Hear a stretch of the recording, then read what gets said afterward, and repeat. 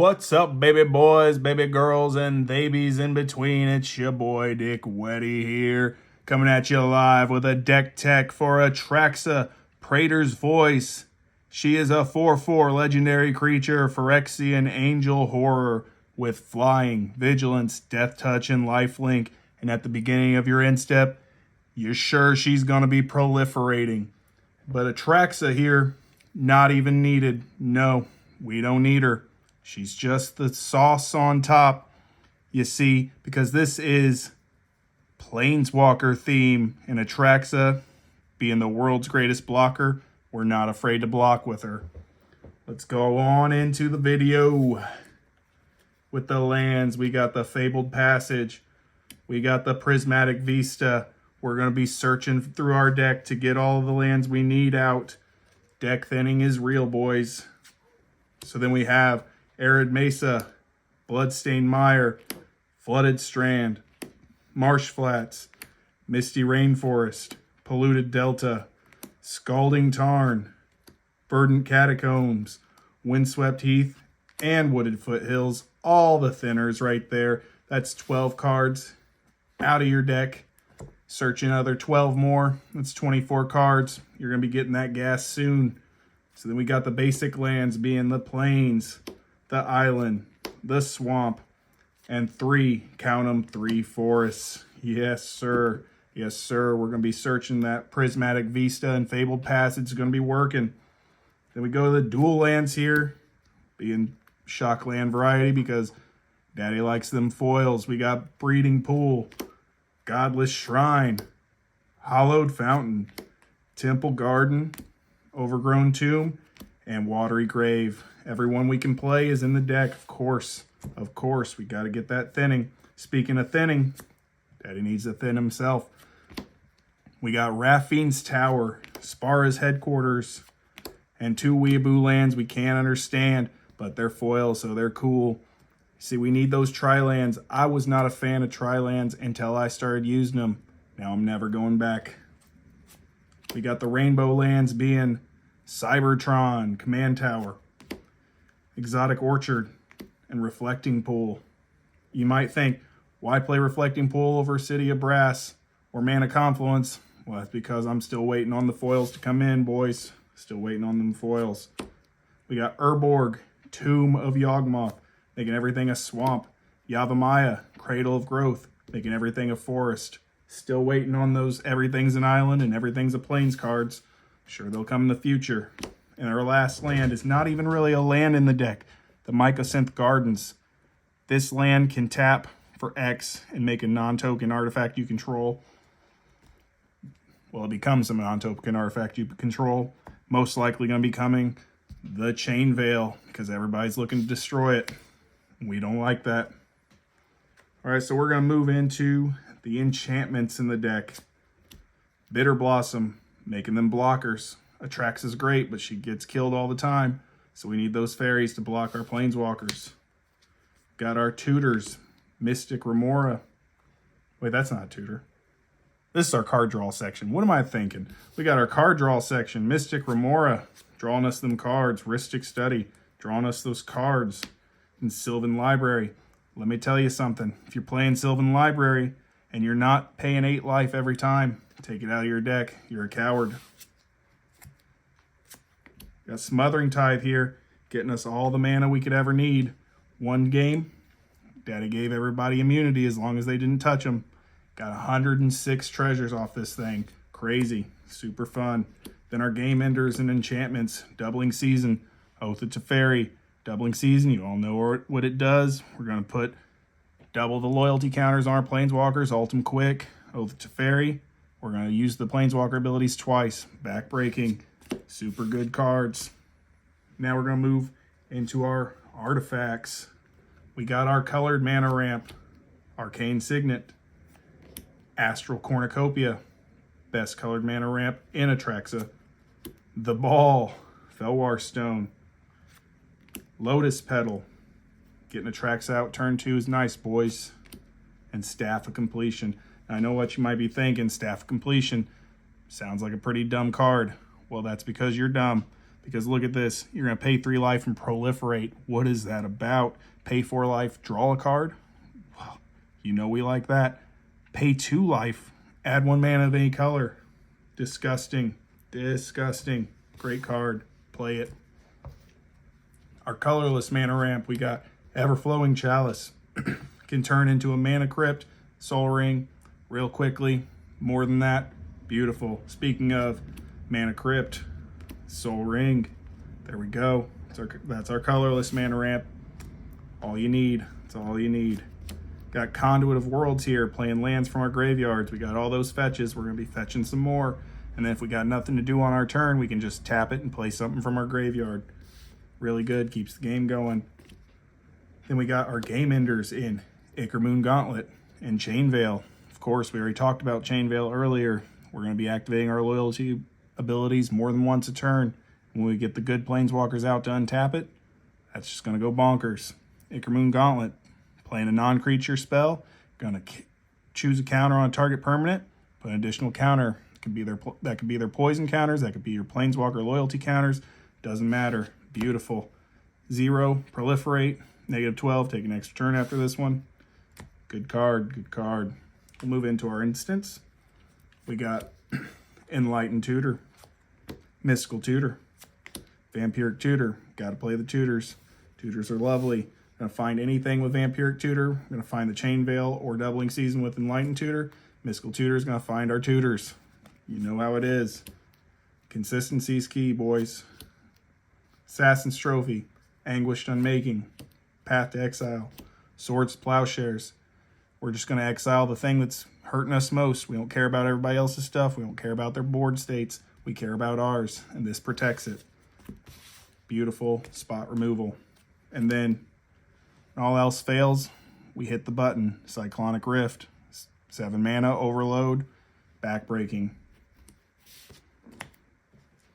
Moving to the sorceries.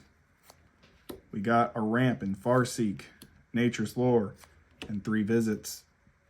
Search for a forest, doesn't have to be basic. Search for anything but a forest, doesn't have to be basic. Daddy like, daddy like. We got our tutors coming up in Demonic Tutor, best tutor in the game. Grim Tutor, can't afford that. Vampiric Tutor? No, Imperial Seal. That's what we can't afford. See, we can't even say it. We're going to search for a card. Any card. Let's do it. Beautiful. Got our board destruction in Damn. Farewell, my favorite. Toxic Deluge. And Vanquish the Horde, my favorite. Said it twice because they're both so nice. Destroy all creatures. All creatures get negative whatever to make those indestructibles go away. Farewell. Exile everything but your Planeswalkers. Amazing. Damn. Destroy all creatures. Can't be regenerated. Because everyone loves to play regenerate, right? Then we got our game ender and Eerie Ultimatum. Everybody's been messing with your board. Of course they have. Atraxa is amazing. Puts everything to your grave. Well, now we're bringing it all back. You just watch them sigh in defeat. Now we'll move into the creatures because we're leaving the cream of the crop till the end. We got our Mana Dorks, Arbor Elf, untap that forest. Birds of Paradise, do whatever you want. Bloom Tender, do whatever you want, but better. Fabro Elder, do what you want, but better. Deathrite Shaman, play all the fetches, so we're always going to have enough mana. And last, Mana Dork, Noble Hierarch. Hey, attacking with Atraxa for 4? No, you're not. You're attacking for 5. Beautiful. Now we got the creature that could possibly be better than Atraxa for blocking, if only she had flying. Arena Rector. Not that ugly one. That's the beautiful one. Look at that. Amazing. When Arena Rector dies, you may exile it. If you do, search your library for a Planeswalker card, put it on the battlefield, and shuffle your library. Game over. We're getting to Fairy. You'll know what Fairy I'm talking about in a moment. Captain Sisay. We're going to tap her, search for a Planeswalker. That's all needs to be said. Karth the Lion. Look at the top 7 cards of our library. We're going to get a Planeswalker. When a Planeswalker dies, do it again. Oh, what's this? He's got one more thing. Planeswalker loyalty abilities you activate cost an additional +1 to activate. Stupid. Didn't need to put it on there, but they did. Daddy like. New card in the deck. Azuri, Stalker of Spheres. When he enters battlefield, you can pay 3. If you do, proliferate twice. Most likely not going to be doing that because we're wanting to just throw out all our gas, you know. But that other ability of his is what we got him in here for. Whenever you proliferate, you're going to draw a card. What's this deck doing? Drawing cards. That's right. Deep Glow Skate because of the beautiful artwork, but also because it's backbreaking and ends the games. When Deep Glow Skate enters battlefield, double the number of each kind of counter on any number of target permanents. They got poison counters on them? Sorry, Charlie, you're dead. Planeswalkers close to alting? They're alting now. And then the real all-star MVP, best card in the deck, way better than Atraxa. Vorinclex, Monstrous Raider. Vorinclex Monstrous Raider has Trample and Haste. And if you would put any number of counters on a permanent, you put double. If your opponents would put any counters on a permanent, they put half, rounded down. So what are they doing? They playing Atraxa, trying to proliferate? Sorry, Charlie. Playing Planeswalkers? They're coming out crippled. Thank you, Vorinclex. Very cool. Moving on to the final part, we got our Planeswalkers here. These are our ramp Planeswalkers in Teferi, who slows the sunset, and Wrenn and Realmbreaker. Wrenn and Realmbreaker says, lands you control have tap to add 1 mana of any color. Cool. We're going to make whatever mana we need. +1, untap a land. Use it again. -2, mill 3 cards. Put a permanent card from those milled to your hand. Card selection. -7, play lands and cast permanent spells from your graveyard. All right. Sounds great. Sounds like a good deal to me. Teferi, +1. We're going to untap that Chain Veil. Untap a creature and tap a land. We're going to activate the Chain Veil again. -2, look at the top 3 cards of your library. Put one of them in your hand and rest them by your library. Card selection. -7, you're going to untap all permanents during each player's untap step and draw a card during their draw step. Getting another turn, basically. Beautiful. Then we got our Stallers and Elspeth and Liliana. Elspeth and Liliana both have a +1 to put a creature on the field. Elspeth has a +1 to give a creature +3/+3 and flying until end of turn. Trax is attacking for 7. That's 3 hits and you're done. Liliana's -4 is each player sacrifices 2 creatures. Wow. But whenever a creature you control dies, you're going to draw a card. So she's drawing us cards when our creatures leave. Nice. Beautiful. Elspeth's ultimate. Artifacts, creatures, enchantments, and lands you control have indestructible. Try and deal with this now. Liliana's Dreadhorde General's ultimate. Each opponent chooses a permanent they control of each permanent type and sacrifices the rest. Yes, they get to choose what they keep, but guess what? They're only choosing 1 land, putting them back to essentially turn 2. Backbreaking. Wins you the game. Ajani, but Phyrexianized. It's +1. Look at the top card. Is it a creature? Is it a Planeswalker? Put it to your hand. Beautiful. -3. I have no idea what it does. Never going to use it. -6.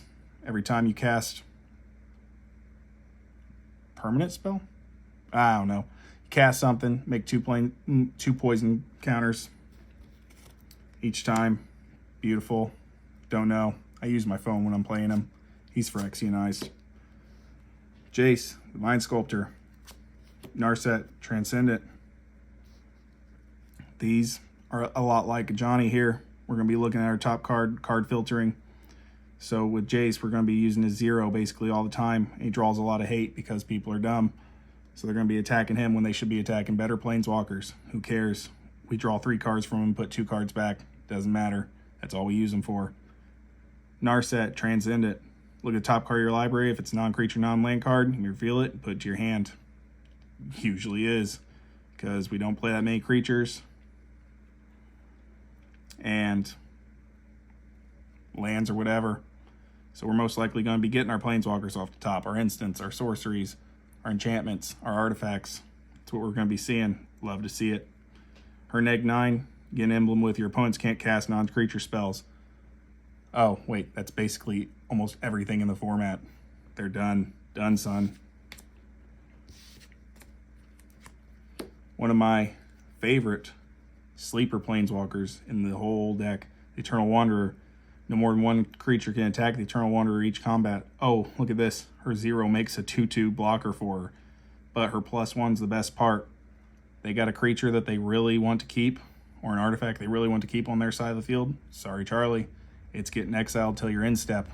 Not your in step, their in step. Beautiful card. Her -4 that she can do immediately when she comes out, regardless of doubling season or Vorinclex.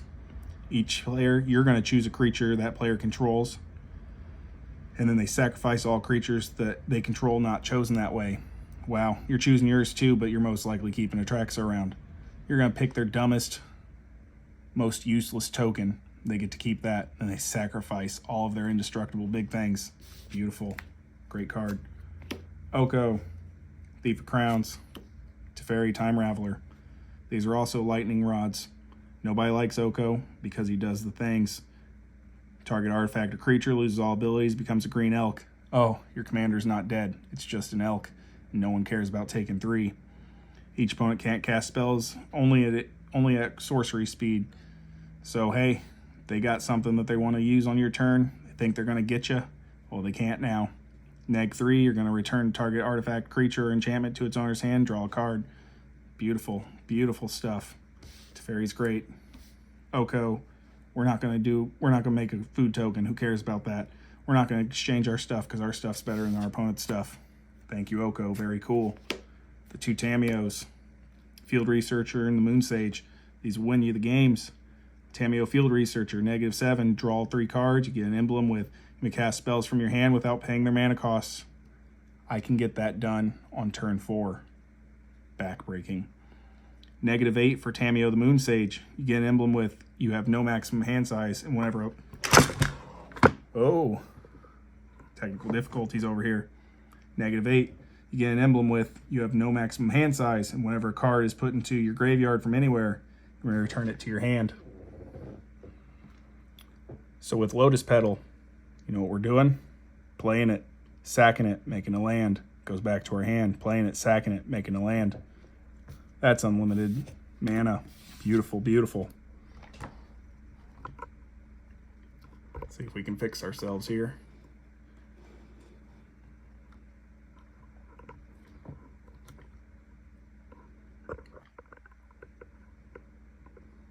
All of our budget went to the deck. Teferi, Hero of Dominaria. +1, draw a card. Beginning of your next end step, untap 2 lands. People are scared of that, even though we don't play counter spells, because counter spells are lame. They're going to think we are. -3, put target non-land permanent into its owner's library, 3rd from the top. Got something you want to do? Sorry, you're waiting 3 turns. -8, you get an emblem with, whenever you draw a card, exile target permanent opponent controls. Backbreaking. Once that happens, people scoop. Teferi, Master of Time. I'm actually going to put him back because we're talking about him last. He's the best Planeswalker in the deck. Tezzeret, Artifice Master. -9, it's the Planar Bridge. 0, you're going to draw a card unless you would control 3 artifacts, then you draw 2. +1, make a Thopter. Ugin, Spirit Dragon. -10, doubling seasons here. He's here too. You gain 7 life, draw 7 cards, and put up to 7 permanent cards from your hand on the battlefield. That's all your best Planeswalkers coming out right then and there. It's +2's Lightning Bolt. And that's pretty good. Starts at 7, goes to 9, gets proliferated to 10. Done deal. Vraska, Betrayal Sting. That can kill an opponent, or it can kill all the opponents if you politic right. Because -9, if target player has fewer than 9 poison counters, they get that number, they get the difference. So they go to 9, proliferate. With Atraxa, they're dead. Nobody wants to die. They're going to make deals. And last, and definitely not least, Teferi, Master of Time. You may activate loyalty abilities of Teferi, Master of Time on any player's turn, anytime you could cast an instant. So yes, you'll be activating him your turn, their turn, their turn, their turn. That's 4 activations. And with Oath of Teferi out, that's actually 8. So +1, draw a card, discard a card. We're rummaging. Doesn't matter. We're getting the best stuff out, putting the worst stuff in the grave. -3, something's coming at him that's going to kill him. Well, it's going to phase out. But his -10 right there, take 2 extra turns after this one. Once that happens, you're basically taking infinite turns because you've already got the best hand, you got the best permanents out, and you're just going to keep doing it and doing it. Sorry about the technical difficulties, boys, but that's Atraxa Praetor's voice. Beautiful. She's the best for a reason, and you will win playing this deck. Just don't forget to politic. Dick Whetti out.